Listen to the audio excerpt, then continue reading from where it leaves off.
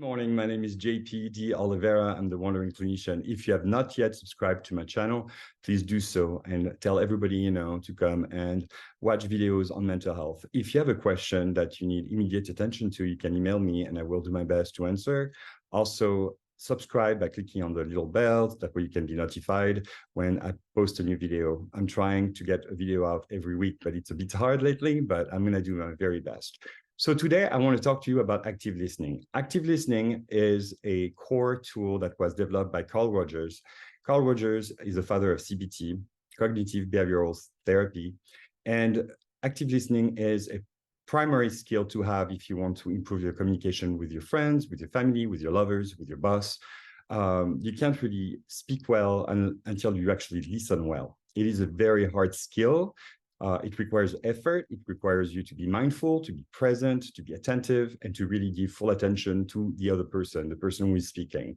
So let's say you are at home, you just got home, and your spouse comes to you and say, I want to talk to you. If you're not in the right headspace, you need to say, right now is not a good time, but maybe in an hour, in half an hour, later on tonight, when I'm calmer or when I am more, grounded, we can have a conversation. You don't want to engage in meaningful conversation when you're not in the space to listen. There's nothing worse than for a speaker that somebody who pretends to be listening or who is not attentive or listen halfway or watches TV or look at their phone when they're having a conversation. So let's say you agree to the conversation. Active listening requires you to be quiet. Not just quiet in a moment like where you don't speak, but also quiet internally.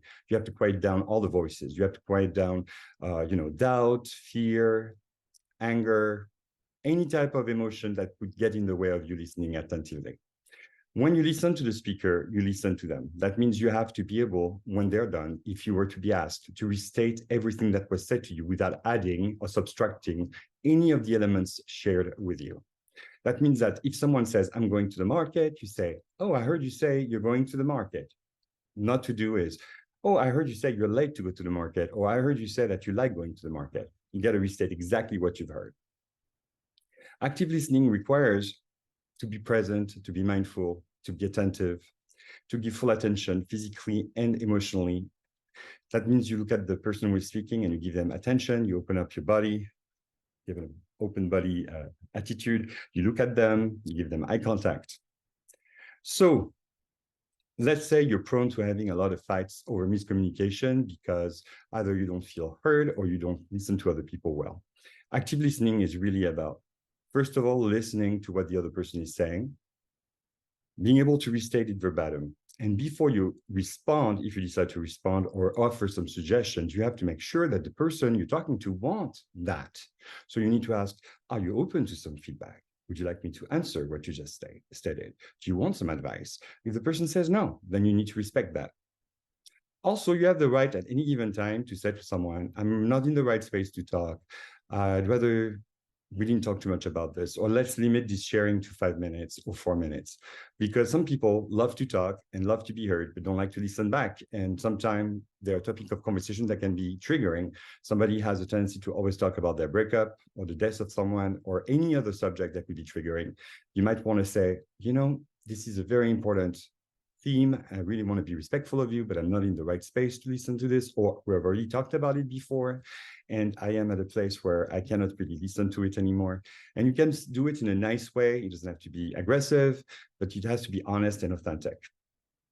So active listening requires the speaker to do the speaking and the listener to do the listening. It is not for the listener to listen with the intent of responding. It is not for the listener with the intent of adding or commenting. It is about just listening.